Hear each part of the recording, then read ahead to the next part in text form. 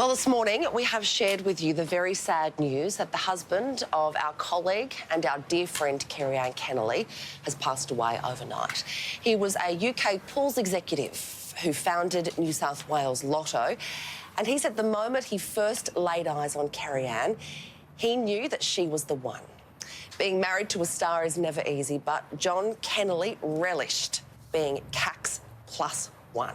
The couple shared a love of golf, the razzle-dazzle of the red carpet, and travelling to exotic locations like skiing in Aspen, going on African safaris, and they were a fixture at Flemington's birdcage at Melbourne Cup time. CAC even embraced John's love of model trains.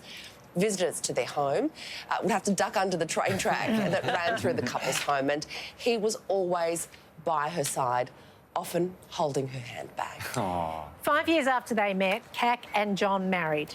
They were the first couple to wed at the Sydney Opera House. CAC walked down the aisle to Anne Murray's hit You Needed Me, and Michael Parkinson was one of the guests. John was there to support his wife when she was diagnosed with breast cancer. She was by his side that tragic night 3 years ago when a freak fall left John a quadriplegic. John's fall left the couple shattered but not broken. Always a fighter, John endured many operations and hours of rehab on his road to recovery. John's son Simon moved from America to help care for his dad, and the couple's much-loved pooch Digger was always by his master's side. CAC's midday mate Jeff Harvey once said of CAC and John that their romance was one made in heaven. It certainly was, and CAC has posted this to her Instagram account, and I'm quoting CAC here, "It is with a heavy heart and awful sadness that I let you know that my beautiful husband John passed away last night.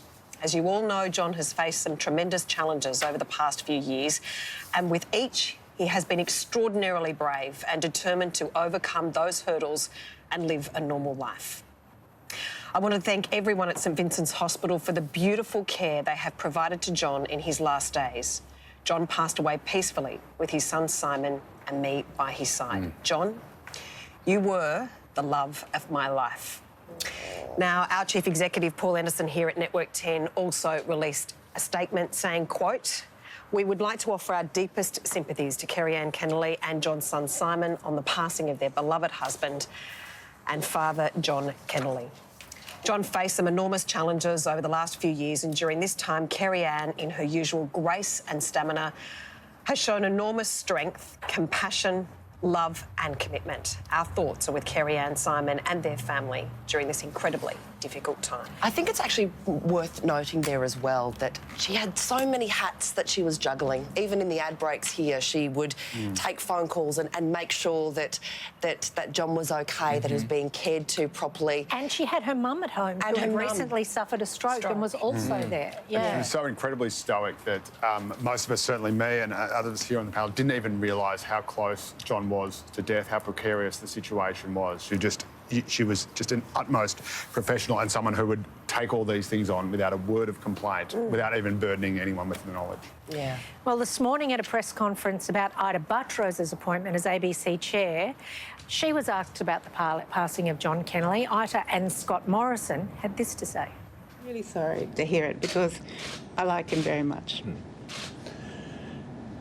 Can I also pass on my best wishes to Kerri-Anne as well? I just heard about that before we came here, and we intended to make a comment on that as well.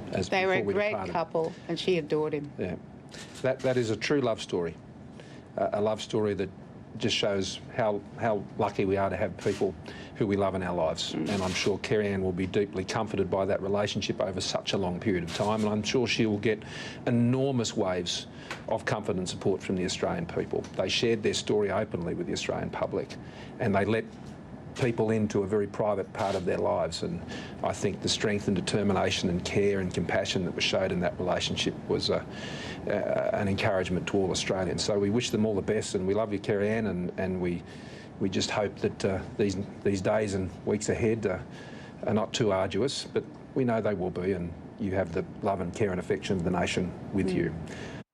It's a very nice message from Prime Minister Scott Morrison there, and of course, new chair of the ABC, Ida Buttrose. As we've said, John was always a massive supporter of Kerri-Anne, her #1 fan, and he joined her when she was on This Is Your Life and had these beautiful words to say. Oh, we fell in love. She changed my life, and I've been so happy with her ever since. I've been in love with her then and in love with her now. Oh, my God. You know, it's lovely, though, to see. I remember somebody saying messages of support when someone passes away, that hopefully the warm messages and the warm memories send you high, and the fact that an extraordinary broadcaster, as we saw earlier, was it last year, the Logie Hall of Fame, Kerri-Anne, an absolute superstar. But the most important thing to remember from all of that, what's important in life, is an extraordinary love story where they adored each other, and that is so incredibly rare to find in this world. And I just wanted to, I don't know whether Kerri-Anne's watching at the moment, but know that lots of people are sending all their love and support. And I just want to read a couple of messages from wonderful Studio 10 viewers who have posted their messages on Facebook this morning. This is from Bev Goodwin. Bev, thank you so much. And Bev says to Kerri-Anne, another beautiful man has received his wings. Fly high and light, John, and watch over the love of your life forever. Send her the strength to go on with life without you, which I think is absolutely beautiful. And also this from Rachel. So sorry for your loss, Kerri-Anne. May you find comfort, as I mentioned earlier, this beautiful quote, in the beautiful memories you have of your dear husband. Go gently. Can I say, as someone who has been through this With Pete. recently, with losing my husband just over a year ago, what Kerri-Anne's going through is the worst time of her life, but the messages of support really do mean something. They really do help in those dark times. So that's beautiful that these people are passing them on, as, of course, do we.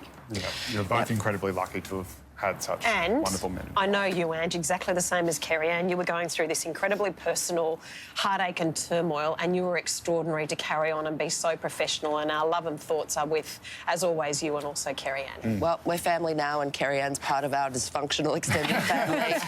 And it's all for one and one for all. We love you, Cac, and we're sending you so much love. Got to take a break. See you on the other side.